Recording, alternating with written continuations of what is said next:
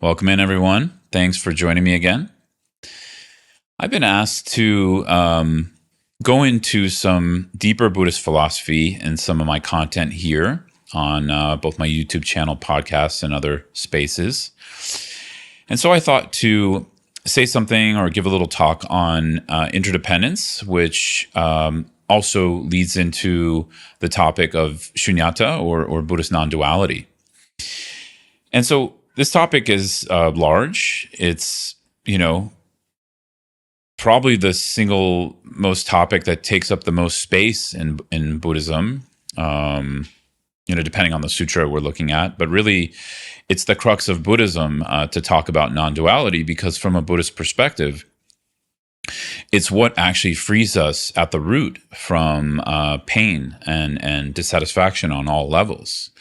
So the Buddha spent a lot of time talking about it, and not only the Buddha, many other saints, lineage holders, and great masters of the Buddhist traditions have spent a lot of time teaching on it and practicing it and writing various commentaries, right? So for a serious meditator, whether you identify as Buddhist or Buddhist or whatever, at some point we're going to come across these teachings on Shunyata or Buddhist non-duality. And there's many gateways into this. There's many avenues how we can approach it. So this is not going to be an exhaustive approach. So, if I fail to mention one avenue, please give me some room here, because it's just too much content to mention in a short episode. But what I would like to talk about here is the gateway of interdependence, in Sanskrit pratitya samutpada. And so interdependence is a wonderful theme, because I think it's a great way to understand this way we often start to talk about non-duality, at least in the Tibetan Buddhist tradition, through what's called the two truths. So the two truths are relative truth and absolute or ultimate truth. And interdependence actually sits more as a unification or a unifying factor of both, because the two truths are not necessarily meant to stay separate. They're pointed out as two, because often that's what's happening for most of us on an unconscious level, is we are splitting reality into two when it's actually not two different things. So as a skillful means, some commentators on the Buddhist teachings started to pull out these terms or these ways of looking at reality as two truths. So in relation to interdependence, well, maybe I'll just define interdependence for now, at least one definition of it, which is that everything is in relationship to everything else, right? And nothing is on its own. And so again, this doesn't have to be a belief. This is also a prompt. Like, we can use that as a question. Is everything in relationship, or are there some things that exist on their own? That could be one question. We could also ask, what does it mean to be in relationship? Because often this word relationship, gets put into a category of what it means to be in human relationship or in relation to each other, like as human beings. But actually, we're in relationship to all kinds of things all the time. The sounds around us, the temperature in the room, the walls, the space, other non-human beings, ants, insects, animals, etc. Watching a TV show, reading a book, meditating. Those are all types of relationships.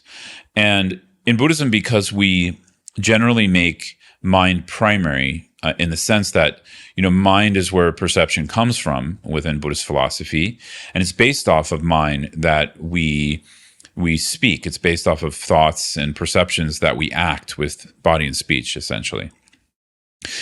So mind, or the perceiver, is a large part of our relationships. It's sort of one side of it. It's the perception side. It's the one that is so-called here, and taking it all in and making decisions, and is so-called independent, or all of that. So when we look at interdependence, we start to question whether that perceiver, the one who's perceiving the self, whatever we want to call it, is actually on its own. And there's all these dominoes that start to fall when we start to question this, because if the perceiver, the self, me, mine, I, is not on its own, but rather in relationship, what are the consequences for the way I relate to myself? What are the consequences for the way I relate to mind, perception, others, so-called others? So there's a lot of big questions here that this term interdependence starts to bring out. But as I said, I like to look at it through the lens of relationality, relationship, because for me, it becomes much more experiential and less heady. So we'll just take a sidebar here. Look at your experience now. Just take a moment, while you're watching this, listening to this, take a moment to just take in how many relationships are happening within and around you right now, with the sense of who you think you are, or perception, right? As the perceiver. You can count them if you want. I'm doing it as I'm talking, and man, there's way too many to even, try to count, because there's many objects in the room I can look at around me. There's thoughts arising, there's sensations in my body, there's sounds, right? So just things that are immediately perceivable. Now, notice what shifts for you when you start to think of them as relationships as opposed to objects, right? Because really, this is what we're trying to first look at experientially through interdependence. The difference between objectifying our relative reality, right? This is all relative we're talking about. Objectifying it and seeing it as actually aspects of perception, aspects of mind, aspects of relationship, right? So just take that in for a moment.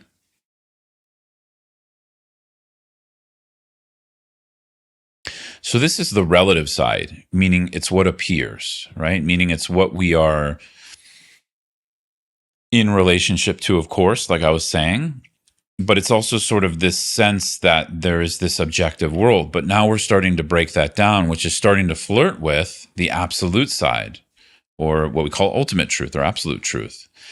And absolute truth, we could use the same reasoning to get at it, or to start to have a taste of loosening our grip on an objective reality, which is that if everything's in relationship, what are things? What is self? Is self independent? Or rather, is it interdependent, meaning it exists only in relation to other things, right? So these are some of the questions we ask in the deeper reflections of Buddhist non-duality, right, into Shunyata and all these subjects. But I find this a really interesting one. That's kind of it's really something that keeps giving over the many years I've reflected on this, and the sense that all I am is relational, actually. Of course, I have different beliefs most of the time, but as a concept or an idea, when we're doing this reflection, which is fine, just changing our intellectual ideas first, which is a start, our conceptual ideas. That's not enough, but it's a start.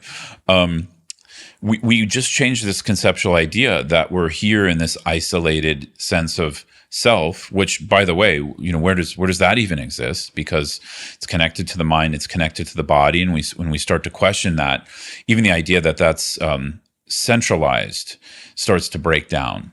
But now what starts to break down is the sense of it being independent, right? Rather than in relation to our experiences around us, other people, other things, right? A question I like to ask is, where do I begin and where does the room begin? Where do I end and where does the room begin? Questions like that. And we start to get at this much more fluid experience of ourselves in life, right? So Buddhist non-duality is not about contacting a voidness or nothingness.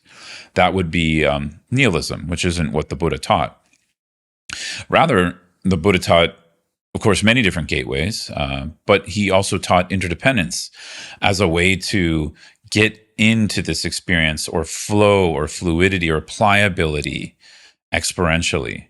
Because if we're not alone, there's a lot of implications for that. The first implication is that our perception, what's appearing to us, might not be exactly true. And so we start to open up some deeper levels of absolute truth without throwing away the relative, because the relative means everything is fluid. It's in relationship. There's no problem with that, right? Things can appear, things can dissolve, thoughts can arise, thoughts can fall, sounds can come, sounds can go, right? So we're contacting some fluidity there, but also our sense of grip, our sense of objectification also loosens. And this is really powerful because this starts to get us into the doorway of absolute truth. And more importantly, the union, what we call the union of the two truths, that relative and absolute actually are not separate. And that's when our experience can develop into really transformative spaces in meditation. So, of course, this needs to start with some study, with some concepts, some healthy concepts. And then, one way we meditate is to reflect, just as we've been doing. This is called analytical meditation. And analytical meditation is more about pulling apart an idea or belief. In this case, a belief of an independent self and an independent objectified other or world or things around us. And we start to break that down. We start to pull that apart. And then we rest in what's been pulled apart, meaning, something may shift in your experience. It doesn't have to be a big, big shift. It could be a tiny shift. You just let go. You let go of the reflection, right? Of the analysis, of the contemplation. Let it go and just rest your mind in awareness for a moment. Just rest in that new shift. I sometimes call that shift a shift towards fluidity. So let it be fluid and just rest there. So that's how we meditate on interdependence. It's one way to do it. There's other ways, more direct practices, or sometimes we use metaphors. So if this is a little too advanced for you, you can also just reflect on metaphors. And metaphors are really great because we can find them all around us. But some of the ones that I think I relate to the most and we see often in Buddhist metaphors is ones in nature, ones in the natural world. So if you have the time, go for a walk, in the woods, go for a walk on a mountain and just notice how many things are in relationship to each other. I guess we could use the word how much symbiosis is happening, right? There's a lot of things dependent on other things to function, right? The dirt, the wind, animals moving things from one place to another, and then that being a source for other animals. So there's all kinds of relationships and things arising all the time. So sometimes if we don't want to get too much into a analytical contemplation, or we don't yet have the tools to do that skillfully, we could just go and watch nature, or just look out your window, watch the sky, watch the clouds in relation to the sky, birds in relation to the sky. So these are a few ways we can work with this idea. And then there's kind of it's not quite a mantra, it's just sort of something I try to remember throughout the day and to keep close to me and reflect on just very lightly throughout the day, which is this idea that we are always in relationship. So for me, that's a statement, obviously, but we can state that to ourselves silently as a form of question, as a form of a question. Are things always in relationship? And then we use that as a prompt to look at our experience, to look at what's going on around us. Usually when I'm in a sticky situation or struggling with something emotionally, this helps me a lot because it helps me to see whatever I've constricted around, whatever I've reified in my reality or gripped on actually doesn't exist like that. So the whole idea is we need to loosen our grip. And this can bring a lot of joy and a lot of freedom, even momentarily. But of course, over time, this can lead to transformation and, the Buddha said awakening. So I think if we continue it, it can go there. So I'm going to leave it here. If you have any specific questions about anything I said here, or you'd like some more content on this kind of thing, let me know. If you want a guided meditation on this, let me know. I can kind of go more into a guided meditation as well. And of course, as always, if you just want some more support, you can always reach out to me at scotttusa.com. Thanks so much, everyone. Take care.